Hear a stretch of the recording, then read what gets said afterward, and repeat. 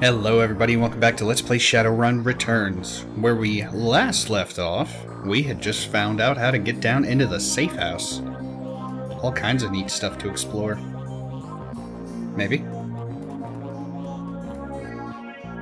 Oh, Paco's following me around. What's in here? Oh, my stash. Got the jazz and the basic med kit.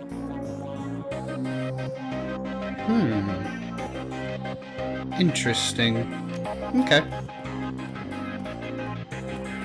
So that's where we're supposed to go. Let's talk to the other people first. Oh, excuse me. It's getting awfully late where I am. Ugh.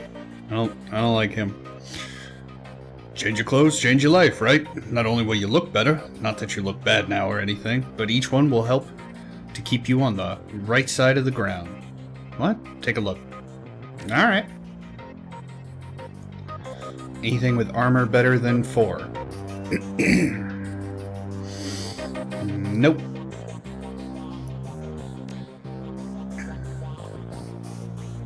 Algernon. Ooh, he looks cool. Past the bar, the edges of this safe house become somewhat indistinct to the magical haze surrounded by a particular elf.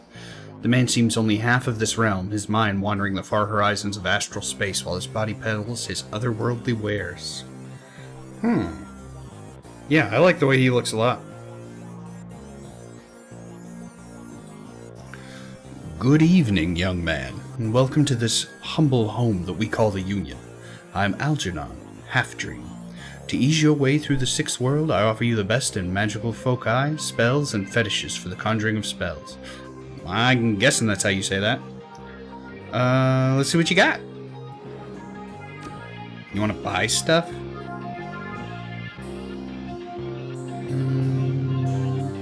Well, let's see what else you got first.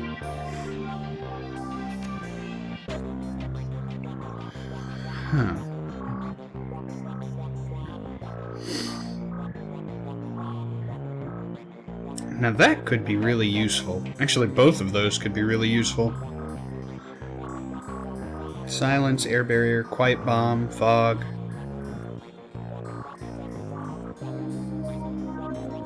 So that's like silence for an area. Fog.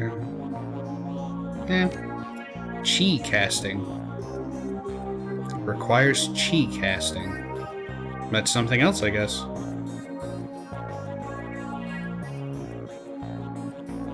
Ooh, those are expensive for one-time use items.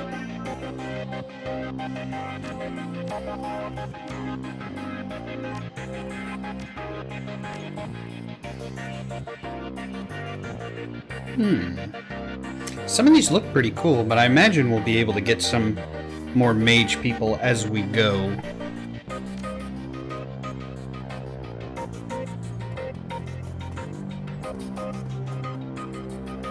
Who are you, big fella? Oh, I bet you're the gunman. Ooh, a lot of teeth there. Theodore Buster Gruberman is a well-groomed orc, dressed with a precision that suggests the straight lines of a military officer's uniform. His hair is cropped short, high, and tight, as they say, and the neatness this presents is only compromised by the uneven tusks protruding from his mouth. The only other defect in this picture of perfection is the man's cybernetic right arm, which is obvious enough to be noticeable, but not so obvious as to ruin the line of his suit.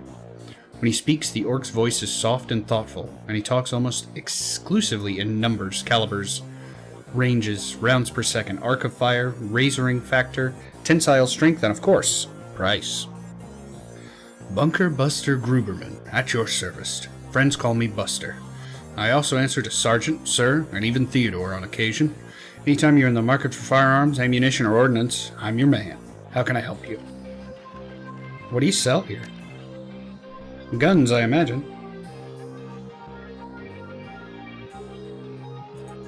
Things that go bang in all shapes and sizes, plus other odds and ends, on occasion. Consider me your own personal armory. All weapons are guaranteed to meet strict UCAS military spec or your money back. In addition, I can handle routine maintenance, repairs, and upgrades if you so desire. And if that wasn't enough, I also teach a safety and instructional course every weekend. This week we're covering bayonets. Mark my words, they're making a comeback. Let's see what you got. I'd like to take that class. Drones. Consumables. So we got grenades, medkits, drone repair kits. What do you got in the way of machine guns? Damage 6, range medium, cap 30. Assault rifle. Oh, that's a submachine gun. Whoops. So that's what I have. That only has more bullets? That doesn't really seem worth it, because the range is the same, the damage is the same, the capacity is higher.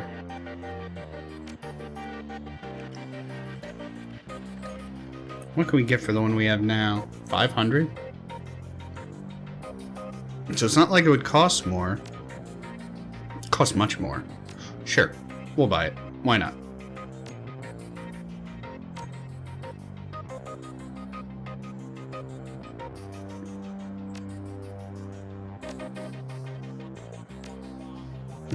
I don't like the order those are in. There we go. Yeah, we'll hang on to our other stuff. Why not? Nothing right now, thanks. Ooh, I bet you're the cyber doc. Or are you the Decker guy? Every inch of the tech alcove is covered in a chaotic patchwork quilt of circuit boards, chips, wires, displays, and a million other things that you can't identify. In the eye of this techno-bits storm stands a dwarf, immaculately dressed and supremely calm. I know that look. Don't let the size of the shop fool you. I can get any Matrix hardware or software that exists, and if it doesn't exist, then I can get it made for you. Any questions I can answer, or anything gear you need? Not right now. Oh, I'm being rude. Let me introduce you to our resident Decker and my good friend, Johnny Clean. While in the same overalls that you saw him in upstairs, down here, leaning over a workbench crammed with circuit boards, cables, and chips, Johnny Clean seems a totally different person. You get the impression that Johnny was once as hot and as invisible as the most infamous Deckers today. Good to see you down here. Happy to be a help if I can. Are you dressed as a janitor? Did I stand out upstairs? No, janitors never do. When I was younger, I had a rep for getting in and getting out of systems so cleanly that no one knew I was there. Half the Matrix runs that earned me my rep were made possible because I was able to get inside the facility, posing as a janitor. Now it's just sort of part of me. Huh. Is it true that you were part of the Echo Mirage team? I don't know what that means. Let me take this one. Listen, I've known the guy for over a decade. He's been smart enough not to tell me. So he sure as hell's not going to tell you anything about those days. For your health and his, best let the subject drop. Well, I'll see you guys around. I want to check in on Coyote. Excuse me. Sarah Castle. Whoa. What is that little dude? Make it quick, I need to operate. Thanks for helping me out back there. Looks like you could use a... maybe we don't. Yeah, screw it. Ouch. Bad joke right now. She looks down at her mangled arm. Okay, folks, I'm gonna have to ask you to go sit in the waiting area. Watch some Trivid or something. This young lady and I have work to do. Take it easy with Coyote. We'll be here when you wake up. Who said anything about me going to sleep? Just give me something to bite on. You're tough, kid. But you're not that tough. Okay, Coyote, let's take a look at your face. Leave it. Excuse me? Coyote? I earned this face by being stupid. I'm gonna keep it. End of story. Whatever you say, kid. With one swift move, she sinks a syringe in a Coyote's thigh. Nighty-night.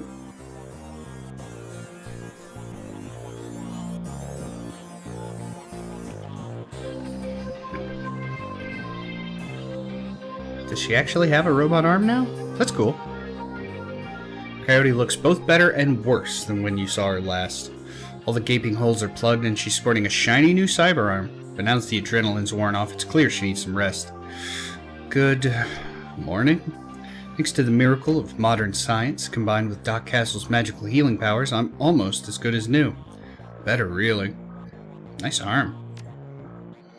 Thanks. Miss Kyoto will have me working it off for the rest of my life. She notices your expression. You look like you got something on your mind. I do have some questions. What kind of questions? About Sam. Sam Watts? What about him? Sam's dead. Holy dreck, Sam? I can't say I'm surprised. He was on a downward spiral for a long time. What can I tell you? Tell me about Sam. I hear you liked him. I did? He made me laugh. No one else seemed to like Sam's joke, but I did. Me too. You were friends? Yeah, that's why I'm here. Got it, then you know. He was a charmer, wasn't he? I guess I knew him the best of everyone here. Sorry he's gone. You served Sam the night he died. What do you remember about that night? It was a pretty average night. Regular crowd, as I remember. Sam was drinking with a guy named Armitage. Jake Armitage? Yeah, you know him? Met him. He's a charmer too. She bites her lower lip. I like gingers. Ugh. Some things I don't like to read. Anyway, Jake and Sam were having a few. Well, Jake was having a few. Sam was tossing them back, but good. Eventually he got loud, though he sometimes did, when he mixed drinking and who knows what. Miss Kubota wanted him ejected. Mr. Clue wasn't around, can't remember why, so she asked Jake to do the honors. Jake dragged him out the back into the alley, and that's the last time I saw him. You said he got loud. You remember what he was saying? She ponders. Standard Sam Dreck. How he grew up rich and didn't deserve this, how he hated his mother, how he loved his mother. It's pretty pathetic stuff. Did Sam have any enemies? Enemies? It's hard to say.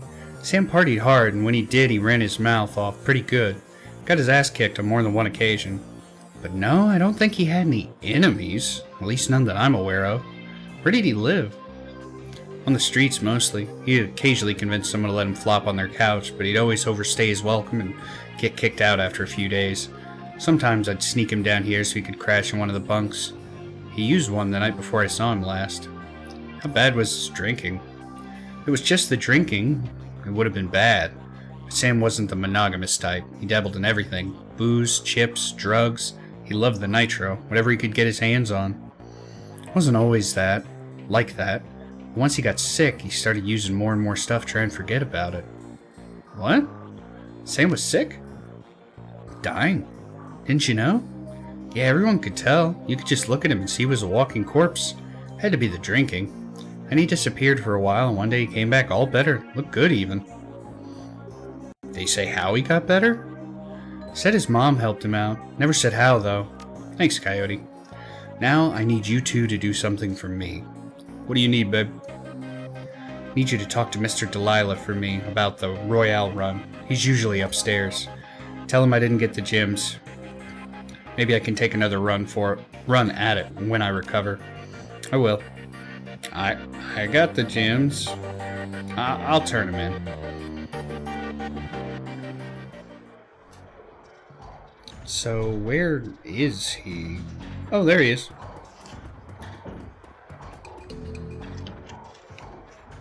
Oh, that guy looks like a post-apocalyptic badass. Mr. Delilah looks small and tough, with an untraceable shouty on his back and a heavy vest under his trench coat. He's got the air of someone who gets things done, and occasionally does them himself. He might be an ex-runner, one of the rare ones smart enough to move over to management when he felt his reflexes slowing down. What do you want? We have business to discuss. What business? I got no business with you. We're with Coyote. She's indisposed at the moment. At the mention of Coyote, he finally gives you his full attention. Why didn't you say so? Coyote's late. My client's getting anxious. Where is she? She's getting stitched up. No kidding? Well, whatever. She's tough. She'll pull through. Who are you two? Kerwin. He's Paco. Great, we're all introduced. Give me my stones.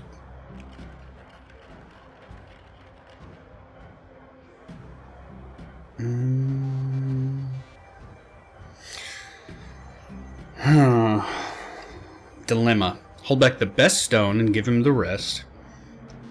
Hold the pebble with the runes on it and give him the rest. And we'll give him all the stones. In an instant, there's a jeweler's scope on his eye, moving quickly through what appears to be the most valuable stones. He stops when he finds what appears to be an ordinary pebble inscribed with Hebrew characters. I bet that's what he was after. That's the one. He pockets it. Okay, you done good, but you're late, and Coyote knows that, in this case, late equals no payment. But I'm feeling magnanimous tonight, so you guys can keep the rest of the gems as your reward. Deal? Delilah looks you up and down, takes you all in. Listen, you look like the sort of man who might run a crew of your own one day. Might need a little talent. When that happens, you come to me. I'll set you up. Dismisses you with a wave. Looks like you impressed him. I know a fence for those gems, Van Gas. Follow me.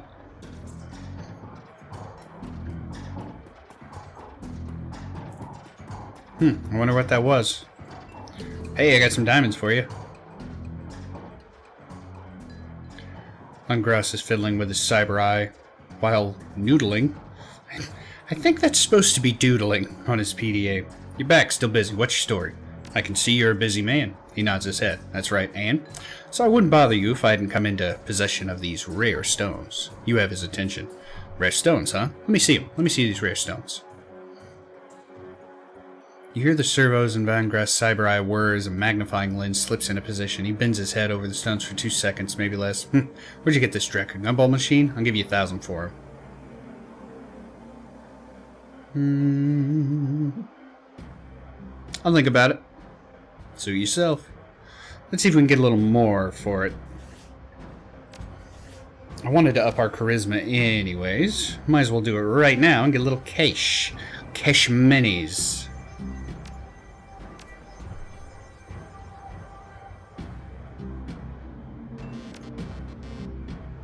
New etiquette. Okay. Yeah, we'll leave it at that for now. That is one thing I like, is that you can kind of hang on to stuff.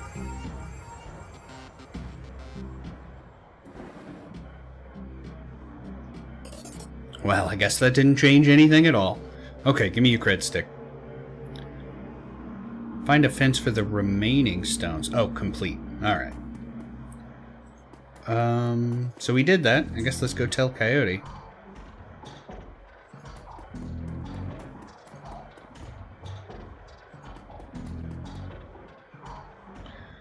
Boo boo boo burr burr. Oh, this is where Sam stayed. The bunk is a mess and reeks of booze. Searching through the sheets, blankets, and pillows, you find an old photograph that's seen a lot of wear. Look at the image. The picture of a blonde boy and girl, both about age 14, sitting on a dock on the edge of a lake. They appear to be twins. Didn't we say that Sam had a twin? The boy has his arm tight around the girl's shoulders and is mugging for the camera. The girl is planting a kiss on his cheek while making rabbit ears behind his head with her fingers. Check the back of the photo. Written in a woman's hand are the words Sam and Jessica, Lake Sammamish State Park, summer 2040. Pocket the photo. Take it with us. Seems nice.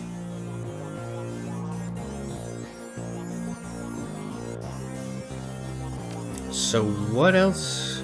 Return to Coyote. Meet all the black market vendors in the safe house. I'm pretty sure... Oh god, is that Coyote's arm? I feel like, I guess we need to talk to her outside of the mission. In Shadowrunner circles, the term doctor is often used quite liberally to describe any sawbones with a needle and thread. But in the case of the Union's resident medical expert, nothing could be further from the truth. The safe house boasts a fully equipped medical suite, complete with shamanic fetishes. This is sixth world medicine of the highest caliber. The doctor herself is an unassuming sort, perhaps the type to go unnoticed entirely, if not for the sprightly spirit perched on her shoulder, like her own personal gargoyle. That guy's awesome. We shall name him Fiddles. Fiddle's burning eyes follow you constantly, even as the doctor's own eyes are buried in her charts. However, she does look up long enough to acknowledge your approach. I'm Dr. Castle. I understand you were instrumental in bringing Coyote back to us. Thank you for that.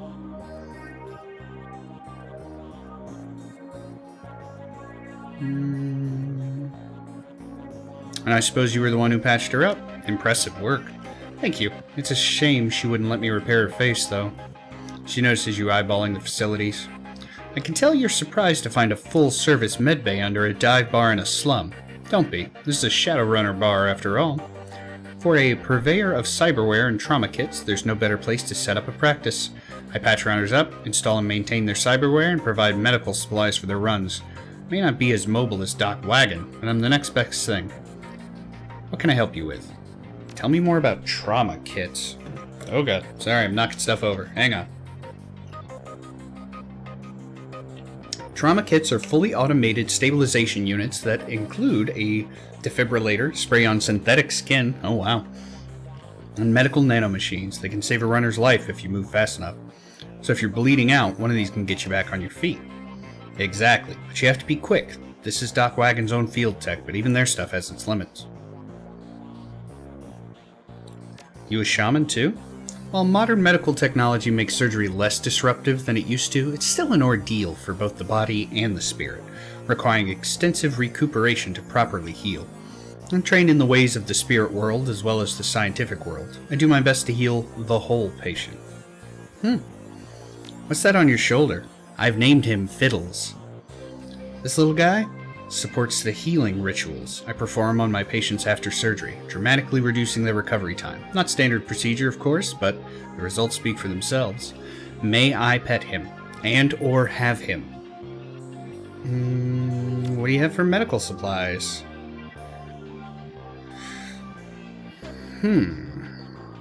Restores a teammate to life with 100% of their total health. 50%, 25%, regular medkits. Okay, we don't need any of that. Yeah, we got enough stuff.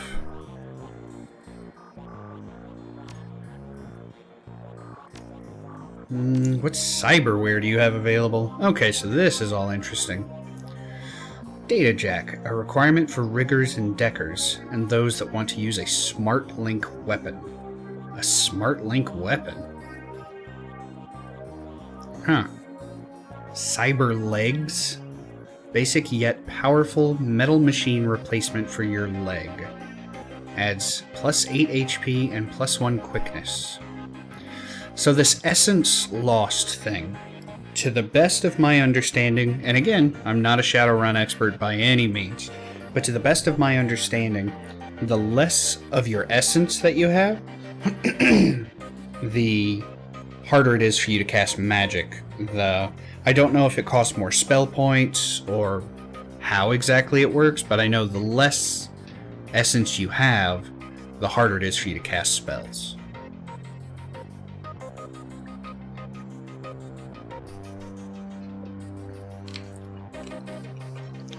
So, we may want to look into a data jack for later. If anything, just so we can use a smart link weapon. Because I know those are some of the top tier weapons in the game. Metal legs, creepy.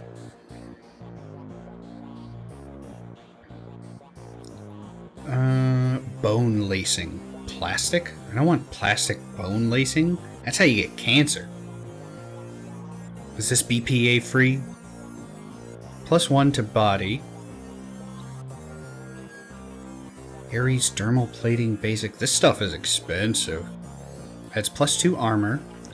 Basic cyber eye replacement extends and enhances your vision. Adds plus 3 to hit. Silver technology basic replacement limbs that add plus 6 HP. We can afford that one, and it'll get us a lot more health. But I'll be honest with you. The idea of cutting off my perfect functioning arms to get robot arms? That really creeps me out. Maybe I watched RoboCop when I was too young, but I'll tell you what. Something about RoboCop always scared me. And it wasn't because it was a scary movie. There we go, we met them all. It's because the idea of becoming robotic scared me. So, I don't like it. We'll think about it. Let's go talk to Kyoto. I'm trying to talk to you. You're back. I think the highlight of the Wolves game will be on soon. Want to take a load off and watch with me? I found something in the bunk Sam was using. Also, I don't like sports. Yeah, great. What was it? A photo. Did you know Sam had a twin sister? Maybe I remember this from my last little bit that I played. Yeah, I did. He mentioned her once or twice. Didn't sound like they got along that well. He was rambling on about her the last time I saw him. By that point, he was completely gone. I really couldn't follow what he was saying, but he sounded miserable. Your comlink chips on the screen shows the smiling face of Officer Aguirre. If he's smiling, it must be about money. What a pleasure to hear from you. Yeah, we're buddies. Let's go dancing soon. Listen, the Ripper got another one. The victim worked at the NTSB investigation facility down on the docks. You owe me for this. Put it on my tab. You there now? Better get here quick before McCluskey arrives. The image on your PDA dissolves as the call ends. Another Ripper murder? Where? The docks. I gotta go. Okay, listen. I want to help. You dragged me out of the Royale before. Something bad happened. Worse than getting my arm torn off, and Sam was my friend. You head to the docks, and I'll see if I can track down Sam's sister, Jessica. She might be able to help us. Thanks. I appreciate the help. Take a cab to the NSTB warehouse. So this is probably when we want to get some people. Let's see if we can get some followers to come with us. Because the way this works in Shadowrun is, I don't think you get party members like a normal game. I'm sure we've got ones that follow us around for a little while, but I think you have to actually purchase people for contracts. We're done for now. Buzz. Huh? I guess we're not purchasing them right now. Let's head down to the docks. Ooh. Her weird gas mask suit is cool. I want a purple one. Is that guy missing an arm? Maybe he's just leaning against the bar. How do I leave? There we go. Yes, I want to go to the South Seattle docks.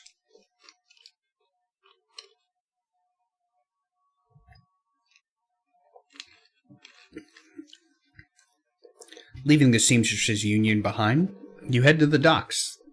The Ripper killed Sam, and maybe he or she slipped up with his latest victim. Left some useful evidence. Only one way to find out. South Seattle's your typical industrial area. Grit, grime, and gray. The rain doesn't help matters any. Layers of dirt mixed with abandoned wooden pallets repurposed into makeshift furniture for the day workers.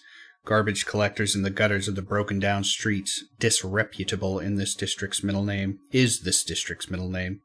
Your destination? The National Transportation Safety Board Warehouse. Oh, that's what that stands for.